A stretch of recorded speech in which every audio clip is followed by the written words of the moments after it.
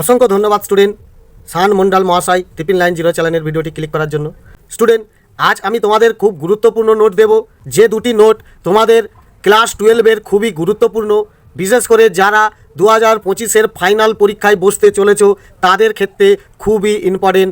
অবশ্যই মনোযোগ দিয়ে দেখো, আমার কথাগুলি শোনো, লাইন বাই লাইন পড়ে পড়ে বলবো, তোমরা অবশ্যই বানান বা অক্ষর সম্পূর্ণ বুঝতে পারবে।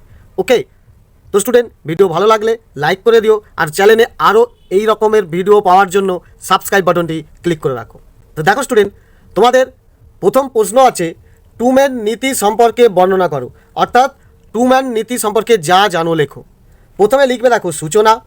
তো এখানে লিখবে মার্কিন রাষ্ট্রপতি হ্যারি এস ট্রুম্যান গ্রিস ও তুরস্ককে সোভিয়েত সাম্যবাদের প্রভাব থেকে মুক্ত করার লক্ষ্যে মার্কিন কংগ্রেসে যে বক্তৃতা দিয়েছিলেন তা ট্রুম্যান নীতি নামে পরিচিত।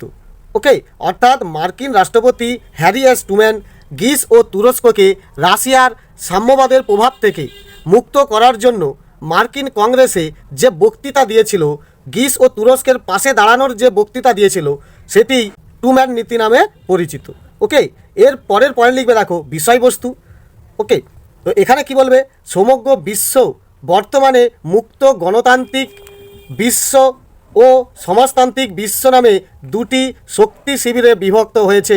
অর্থাৎ সেই সময়ে সমগ্র বিশ্বটা বর্তমানে মুক্ত গণতান্ত্রিক বিশ্ব এবং সমাজতান্ত্রিক বিশ্ব নামে দুটো শক্তি শিবিরে বিভক্ত হয়েছিল। আমেরিকার কর্তব্য হলো কোনো গণতান্ত্রিক দেশ বহিরাগত শক্তি বা গোষ্ঠীর দ্বারা আক্রান্ত হলে আমেরিকা তার সকল ক্ষমতা দিয়ে সেই সব দেশের পাশে দাঁড়াবে। অর্থাৎ আমেরিকার কর্তব্য হলো, সেই সময় বক্তৃতা দিয়েছিল যে আমেরিকার প্রধান কর্তব্য কোনো গণতান্ত্রিক দেশ যদি বাইরের কোনো শক্তি বা গোষ্ঠী দ্বারা আক্রান্ত হয়, তাহলে আমেরিকা সকল শক্তি দিয়ে, সমস্ত ক্ষমতা দিয়ে সেই গণতান্ত্রিক দেশের পাশে দাঁড়াবে এবং বিদেশি শক্তি জোট ও বিদেশি প্রভাব থেকে তাদেরকে মুক্ত করবে। ওকে, এটা কিন্তু ট্রুম্যান নীতির একটা চক্রান্ত ছিল। ওকে, তো এর উদ্দেশ্যটা এখানে কি বলছে দেখো, গোপন লক্ষ্য বা উদ্দেশ্য, অর্থাৎ আমেরিকা এই যে ঘোষণা করেছিল এর মেন উদ্দেশ্যটা কী ছিল দেখো। ট্রুম্যান নীতির অন্যতম লক্ষ্য ছিল অর্থনৈতিক উদ্দেশ্য সিদ্ধি। অর্থাৎ যে ট্রুম্যান যে নীতিটা ঘোষণা করেছিল এর অন্যতম লক্ষ্য ছিল আমেরিকার অর্থনৈতিককে চাঙ্গা করা, মুক্ত গণতান্ত্রিক দেশগুলিকে অস্ত্র ও শিল্পজাত দ্রব্য বিক্রি করার পরিকল্পনা। অর্থাৎ এই মুক্ত গণতান্ত্রিক দেশগুলি যুদ্ধে লিপ্ত থাকবে, অস্ত্র কিনবে, শিল্পজাত দ্রব্য কিনবে, যার ফলে আমেরিকার অর্থনীতিটা চাঙ্গা হবে। ওকে, 2 নম্বর পয়েন্টটা কী লিখবে দেখো, মার্কিন বাণিজ্যের সম্প্রসারণ। অর্থাৎ মার্কিন দেশ তার ব্যবসা বাণিজ্য বিদেশের বাজারে ছড়িয়ে দিতে চেয়েছিল। ওকে, এরপরে লিখবে দেখো গুরুত্ব। 1 নম্বর পয়েন্টে কী বলছে দেখো, তুরস্কের স্বাধীন অস্তিত্ব। কিন্তু এই ট্রুম্যান নীতি প্রকাশ করার জন্য এর লাভটা কী হয়েছে, তুরস্কের স্বাধীন অস্তিত্ব হয়েছে। কি, আমেরিকা তুরস্ককে রাশিয়া থেকে মুক্ত করার জন্য কয়েক শত মিলিয়ন ডলার অর্থ সাহায্য করার ফলে তুরস্ক স্বাধীন অস্তিত্ব ধরে রাখতে সক্ষম হয়। অর্থাৎ কী করেছিল আমেরিকা, সেই সময় তুরস্ককে রাশিয়ার হাত থেকে মুক্ত করার জন্য কয়েক শত শত মিলিয়ন ডলার অর্থ সাহায্য করেছিল, আর যে ঋণ থেকে মুক্ত হয়েছিল তুরস্ক, তাই স্বাধীন অস্তিত্ব সে এইভাবেই রাখতে পেরেছিল। ওকে, 2 নম্বর পয়েন্টটা কী লিখবে, গ্রিসে কমিউনিস্ট তৎপরতা প্রশমন। অর্থাৎ রাশিয়ার থেকে মুক্ত করার লক্ষ্যে গ্রিসকেও আমেরিকা 400 মিলিয়ন ডলার অর্থ মঞ্জুর করে। অর্থাৎ রাশিয়া থেকে মুক্ত করার জন্য গ্রিসকেও আমেরিকা 400 মিলিয়ন ডলার দিয়েছিল। গ্রিসে কমিউনিস্ট তৎপরতা প্রশমিত হয় আমেরিকার সাহায্যে। অর্থাৎ তার ফলে কী হয়, গ্রিসে এক কমিউনিস্ট তৎপরতা, কমিউনিস্ট পার্টি গঠিত হয়েছিল, তার জন্য আমেরিকার সাহায্যে। ওকে, এর পরের পয়েন্টটা লিখবে দেখো, ইরাকের উপর আমেরিকার প্রভাব বৃদ্ধি। কিভাবে দেখো, এখানে বলছে ইরাকেও আমেরিকা সামরিক ও বেসামরিক সাহায্য দেয়। অর্থাৎ ইরাককেও বিভিন্ন বিদেশি শক্তির হাত থেকে মুক্ত করার জন্য আমেরিকা সামরিকভাবে বেসামরিকভাবে সাহায্য করেছিল। এক্ষেত্রে আমেরিকার গোপন লক্ষ্য ছিল ইরাকের তেলের খনিগুলি হস্তগত করা। অর্থাৎ এদিকেও আমেরিকা শুধু শুধু সাহায্য করেনি, এদিকেও তার গোপন একটা উদ্দেশ্য ছিল কি, ইরাকের তেলের খনিগুলোকে আমেরিকার হস্তগত করা, অর্থাৎ নিজের হাতের মধ্যে রাখা। ওকে, এটাই হচ্ছে ট্রুম্যান নীতির মূল উদ্দেশ্য ছিল, মূল গুরুত্ব ছিল। ওকে, তো এই তথ্যটা অবশ্যই মুখস্থ করে নেবে। এর পরের প্রশ্নটা কি বলছে দেখো, মার্শাল পরিকল্পনা কি বা মার্শাল পরিকল্পনা সম্পর্কে আলোচনা করো। ওকে, তো এক্ষেত্রেও উত্তরটি কী লিখবে দেখো, প্রথমে লিখবে সূচনা। তো কী লিখবে, 1947 এর 5ই জুন হার্ভার্ড বিশ্ববিদ্যালয়ের এক বক্তৃতায় আমেরিকার পররাষ্ট্রমন্ত্রী জর্জ মার্শাল ট্রুম্যান নীতির উদ্দেশ্যকে সফল করতে একটি পরিকল্পনা পেশ করেন। ওই পরিকল্পনায় সমগ্র ইউরোপের আর্থিক পুনরুজ্জীবনের কথা বলা হয়।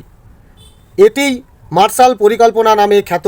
অর্থাৎ কী বলছে, 1947 খ্রিস্টাব্দের 5ই জুন হার্ভার্ড বিশ্ববিদ্যালয়ের এক বক্তৃতায় আমেরিকার পররাষ্ট্রমন্ত্রী জর্জ মার্শাল ট্রুম্যান নীতির উদ্দেশ্যকে, অর্থাৎ ট্রুম্যান নীতির উদ্দেশ্য কী ছিল, অর্থনৈতিক বাজারটাকে উন্নতি করা, আমেরিকার অর্থনীতিটাকে চাঙ্গা করা, বিদেশের বাজারে তাদের ব্যবসা বাণিজ্যকে বিস্তার করা। আর সেই পরিকল্পনাটাকে, সেই উদ্দেশ্যটাকে সফল করতে জর্জ মার্শাল এক পরিকল্পনা পেশ করেছিল এবং সে বলেছিল যে সমগ্র ইউরোপের আর্থিক পুনর্জীবনের কথা, অর্থাৎ সমগ্র ইউরোপ মহাদেশের যে দেশগুলি আছে প্রত্যেক দেশটিরই অর্থনৈতিক উন্নতি হবে।